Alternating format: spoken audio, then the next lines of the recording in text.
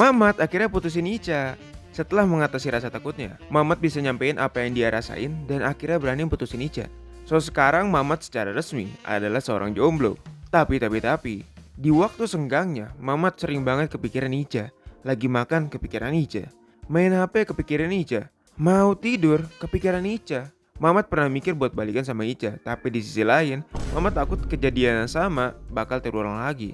Dia mulai bikin status galau di sosial medianya, mulai upload konten galau di TikToknya. Ya Tuhan, gue rindu banget sama dia. Anjing, geli sendiri gue bacanya. Ngarep si Ica bakal notice dan kasihan sama si Mamat. Dan bagian paling buruknya, Ica gak pernah notice. Karena sekarang Mamat malah diblok sama Ica. Hal ini bikin Mamat tambah galau dan sekarang Mamat terjebak dalam labirin suasana hati yang bikin dia bertanya-tanya, kapan gue bisa move on? Sementara Torik, si jomblo bahagia yang gak pernah takut kehilangan cewek. Yang gak pernah punya masalah kalau mau move on. Yang kalau putus sama cewek, hidupnya normal-normal aja. Fine-fine aja. Karena Torik ngerti kapan harus mencintai dan kapan harus pergi. Dengan cara pandang tersebut, makin hari Torik hidupnya makin gacor aja. Hal ini bikin banyak cowok termasuk Mamat penasaran dengan apa yang bikin Torik bisa move on tanpa kendala.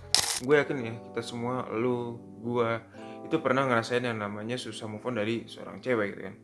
Gue pribadi, rekor gue gamon itu adalah 3 tahun ya, gue gak bisa move on dari seorang cewek gitu loh. Gue berani sumpah demi apapun lah, nih cewek tuh bener-bener cantik banget, playful banget, manis banget gitu.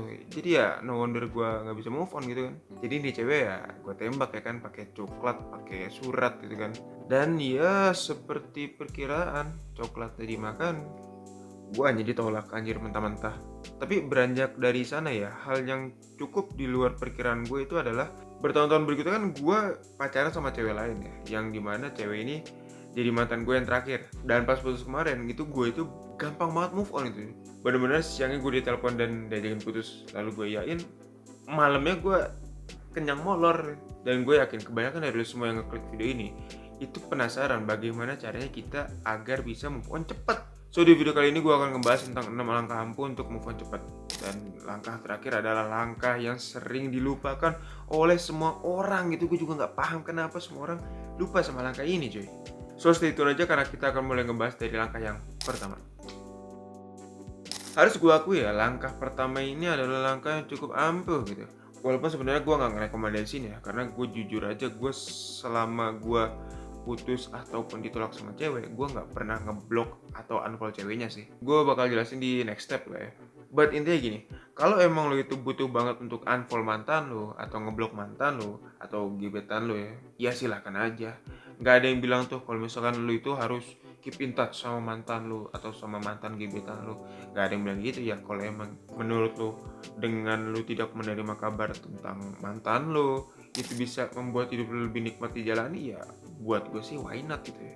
Cuma gue mau ngasih friendly advice aja nih, jangan kelamaan. Karena ngeblok atau nge-unfollow ini kan adalah cara lo untuk menghindari kontak sama mantan lo kan. Jadi ya lo bener-bener gak nerima kabar tentang mantan lo kan. Ya efeknya adalah semakin lo gak nerima kabar tentang mantan lo, ya kalau misalnya lo lagi apes gitu ya, ketemu mantan lo di sosmed atau lo lagi jalan papasan di jalan, ya lo bakal ngerasa nano-nano lagi kan. Nah ini nih yang gue wanti-wanti. Apalagi kalau misalkan mantan lo itu udah glow up, wah udah uyeng tuh pala. Ini salah satu alasan kenapa gue gak pernah nge-unfollow atau ngeblok mantan gue ya, karena tadi ya. Dan ketimbang step pertama ini ya, gue tuh sebenarnya lebih suka step yang kedua, yaitu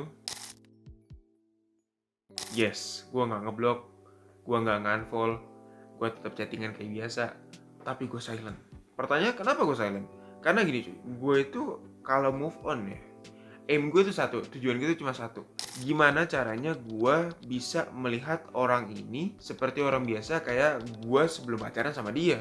Dan dengan gue silent dia, gue melatih diri gue untuk menyadari bahwa dia ini masih ada di lingkup gue, masih ada di follower gue, masih ada di following gue. Karena kan kalau lu silent orang gitu ya, misalkan lu silent orang di IG gitu ya, itu kan instastory dia bakal jadi paling belakang setelah instastory orang-orang yang udah lu lihat kan, dan warnanya tuh jadi hitam cuy.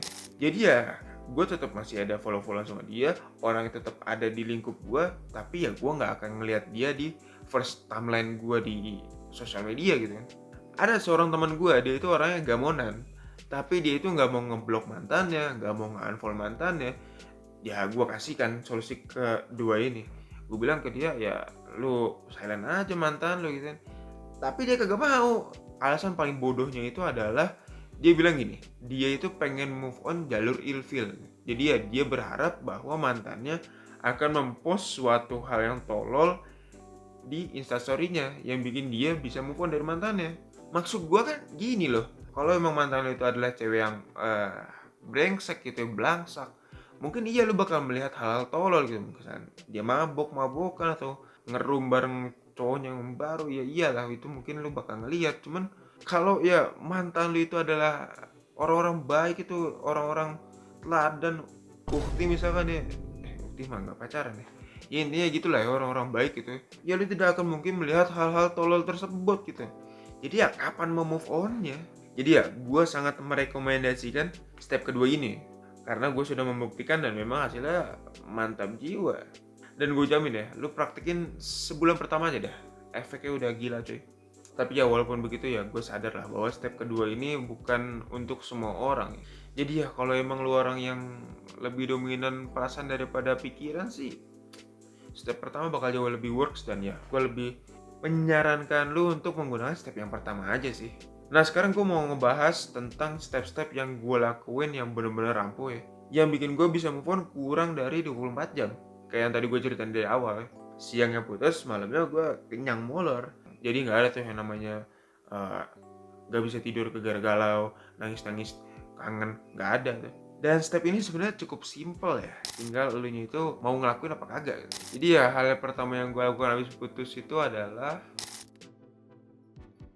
seriusan bener-bener gue habis putus dari dia, gue buka galeri, gue hapus-hapusin semua foto gue bareng dia. Habis itu gue buka Instagram, gue take down highlights gue bareng dia, dan gue hapusin semua arsip-arsip instastory sama dia gitu. Ya intinya emang gue itu ngapusin bener-bener jejak nih orang gitu. Jadi ya kalau misalkan sekarang gue buka IG nih dan gue buka arsip di tanggal zaman-zaman gue pacaran dulu ya, itu bener-bener udah sepi banget ya. Dan ini harus dilakukan, mau nggak mau, suka nggak suka, kuat gak kuat, ya harus. Gue belajar dari mantan pacar gue yang saat itu jadi pacar gue, dan dia itu gak bisa move on dari mantannya padahal dia udah jadian sama gue. Yaitu adalah dia ini gak mau ngapus memori dia sama mantannya, dan itu yang bikin gue benci banget sama dia pada saat itu ya. Dan gue gak mau jadi seperti orang yang gue benci sih sebenarnya, sesimpel itu ya. Ya kalau sekarang sih gue udah damai sama orangnya ya.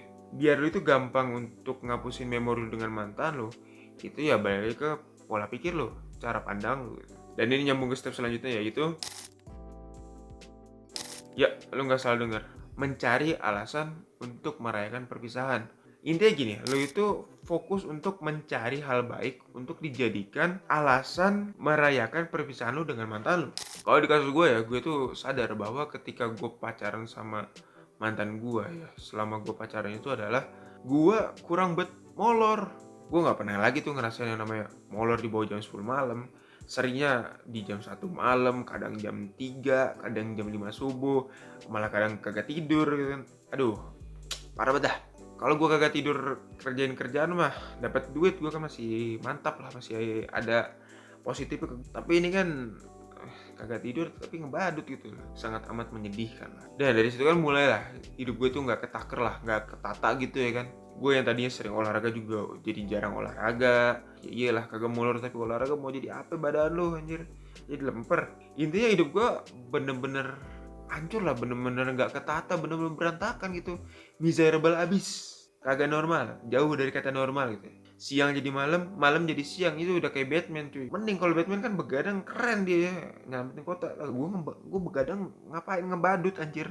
Jadi pas dia nelpon ngajakin putus, ya gue langsung iyain lah. Dia mungkin agak kaget juga ya, gue langsung iyain gitu kan. Dan emang teleponnya langsung ditutup sama dia. Gue abis itu gimana nih?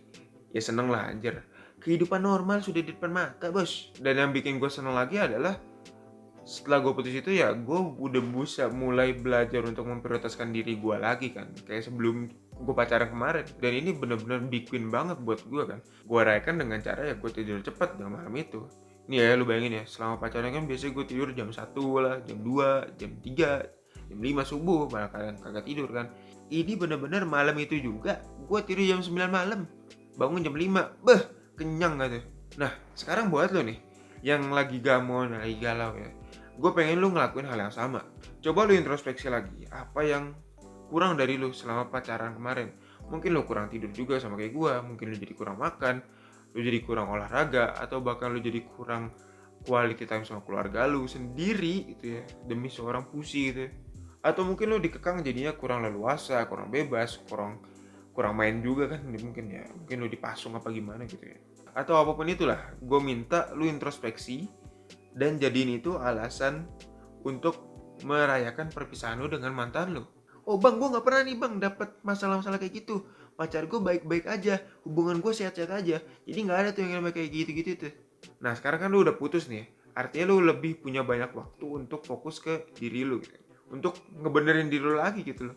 Karena gue yakin banget dah, ketika lu putus itu baru-baru awal-awal putus ya, itu lu pasti ngerasain namanya transisi dari yang tadinya berdua, sekarang jadi lu tinggal sendiri doang nih kan. Nah ya, gue pengen lu fokus ke situ, perbaikin diri lu ke arah yang lebih baik. Karena lu punya lebih banyak waktu untuk self develop kek, mungkin lu bisa fokus ke kerjaan lu lagi sekarang, mungkin lu juga sekarang lagi kuliah dan lu bisa fokus lagi. Dan buat gue sih itu udah apa ya, udah lebih dari cukup untuk jadi alasan lu untuk merayakan perpisahan dengan mantan lu gitu. Dan caranya gue kembalikan lagi kalau lu ya, terserah lu pengen tidur lebih cepat kayak gue tadi, atau lu bisa ngapusin kenangan lu dengan mantan lu. Mana tahu mantan lu itu bikin kenangan buruk banyak banget di otak lu gitu. Jadi ya terserah lu lah. Intinya selama itu nggak ngerugiin lu dan orang lain ya, why not juga buat gue ya.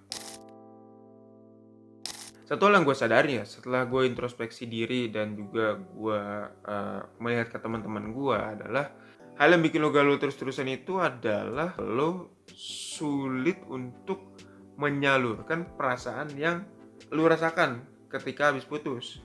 Entah itu perasaan kesel, marah, sedih, galau, kecewa mungkin ya. Ya nano-nano lah. Mungkin kalau dulu lu pas pacaran itu ya lu punya pacar, jadi punya orang untuk menyalurkan perasaan tersebut. Ya sekarang lu udah putus, gimana caranya kan? Lu udah tinggal sendiri nih. Banter-banter ya lu cuman cerita ke temen lu, dan itu pun kadang suka nggak puas sendiri kan. Dan itulah cikal bakal lu kenapa lu bisa galau terus menerus gitu. Dan emang idealnya ya salurin aja itu perasaan kan, emang harus disalurin. Dan kalau sepengalaman gue ya, paling ampuh sih sebenarnya nyalurin itu dalam kegiatan yang fokusnya ke diri sendiri, yang bisa ningkatin kapabilitas lu sebagai manusia.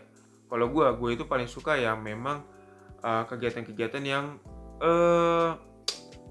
efeknya itu benar-benar bisa gue rasain. Ya kalau ngomongin pilihan sih sebenarnya banyak ya. Ada lu bisa ikut komunitas bela diri, komunitas nge-gym juga bisa, jadi member gym gitu kan. Atau komunitas sekarang tuh udah banyak komunitas futsal dan bola tuh, kalau lu suka ya. Itu udah banyak tuh.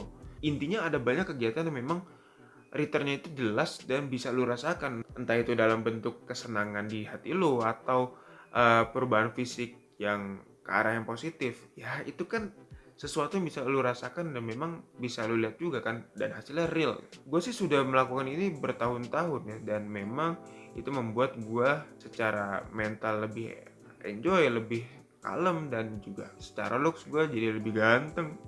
Sampai di sini mungkin lu bertanya-tanya, kenapa step-step yang kayak gini tuh yang bagus-bagus tuh di akhir video gitu. Karena gini cuy, kalau lu lihat dari awal ya, itu gue ngasih step itu mulai itu dari tone yang memang orang itu berkemungkinan besar itu suasana itu lagi kesel ya, lagi benci-bencinya sama mantannya.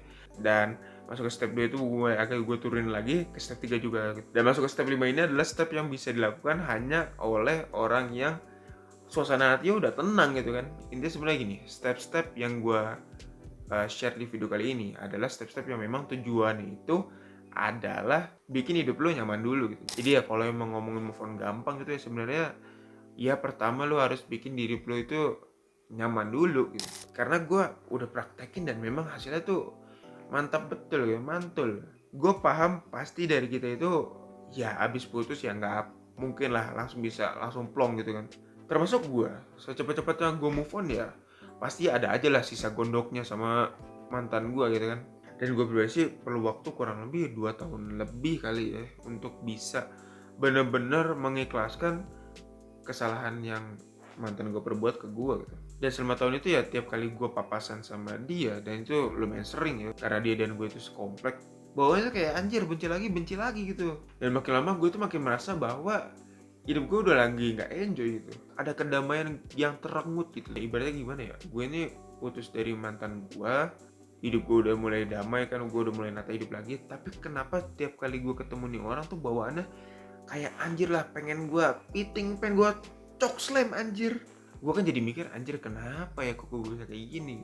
Dan akhirnya gue tersadar bahwa dari semua step yang tadi gue lakuin, ada satu step yang masih kurang, yang dimana orang-orang juga gue jamin lah hampir semua orang itu gak ngelakuin step ini juga, yaitu adalah ketika lo sudah mulai menata lagi kehidupan lo dan lo sudah mulai tenang lagi hati lo, jangan lupa untuk,